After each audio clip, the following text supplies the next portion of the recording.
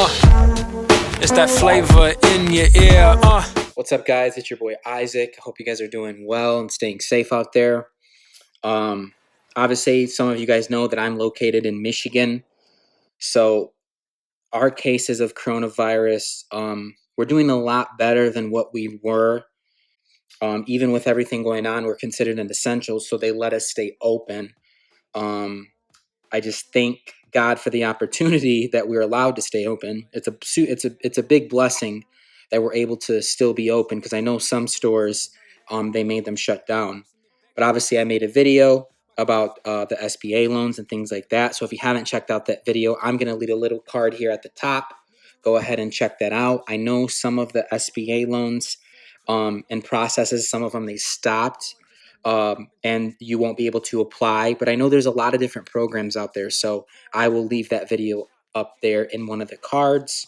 But the reason why I wanted to do this video is because in my other video I did about the iPhone SE or the iPhone 9 or the iPhone SE2, we now know that Apple is going to come out with the iPhone SE. They've already launched it. It's already new.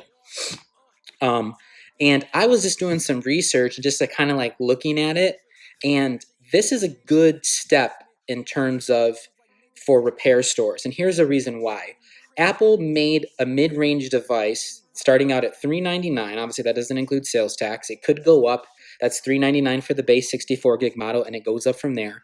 But this is a good start, because before, I know when they started coming out with the OLED displays, we thought as a whole, I mean, there was other videos put out, I'll put them in the link below, that we were going to see a decline in repairs because the screens were going to get more expensive.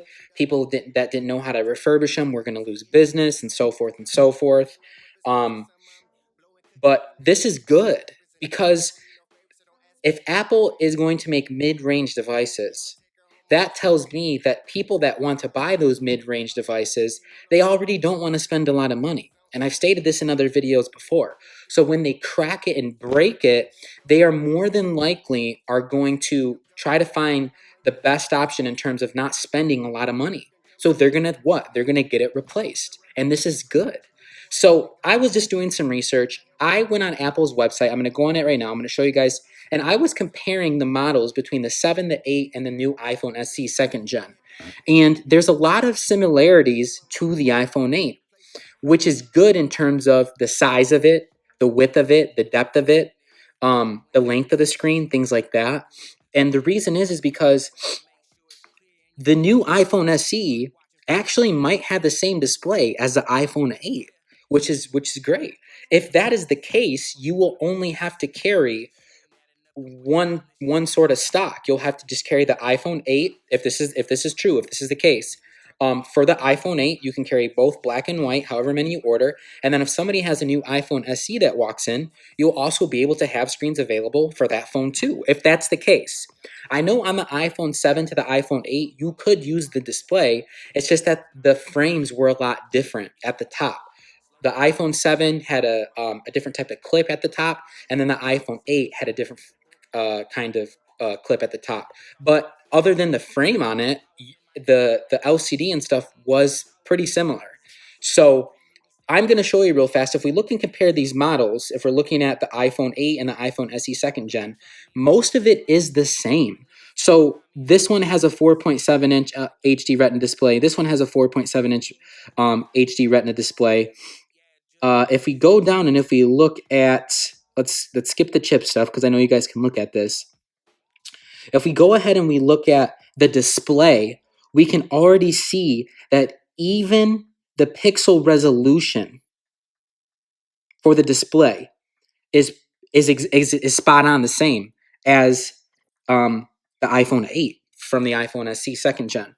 And even the contrast ratio, the true tone, the wide to color display, the nits brightness, max brightness display, those are all the same. And then when I scroll down even more, I did notice that even the size and weight of the phone. So like the iPhone 8, it's going to be 5.45 inches.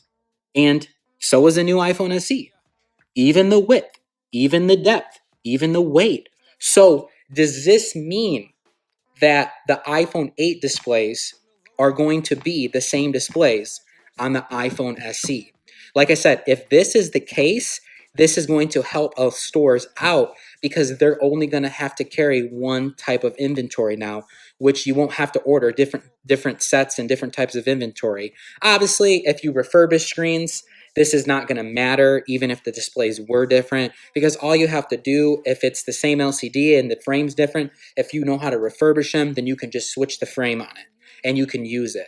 But for stores that don't refurbish, or if you're doing a whole LCD display, this is a big step because now we are able to use the same displays on a model that we know is going to be a popular repair. This is going to be a popular repair. So in ratio to what I'm saying, if we go back and look at the pricing of iPhone 8 screens, this is Mobile Centrics, one of a main vendor that I go through. I go through others too. I'm not sponsored in them in any way, but I just have a good experience using them so far.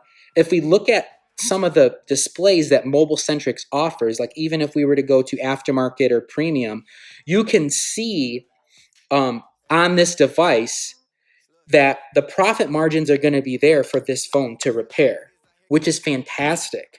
Because you got to think, this phone, they're going to sell a lot of units of this phone. I'm pretty sure, even with COVID-19 going on and everyone knowing that this phone launched, Apple probably has seen an increase in pre-orders because people that need to upgrade are not going to want to spend over $700 for a new phone. So they're going to compensate, not worry about the full display, and whether young kids are going to get into this phone, they're going to break them a lot.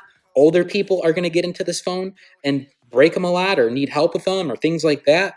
People have accidents. So this is already going to be a popular repair. So using the same display is going to make it so much easier for our inventory. So that's just a little tip.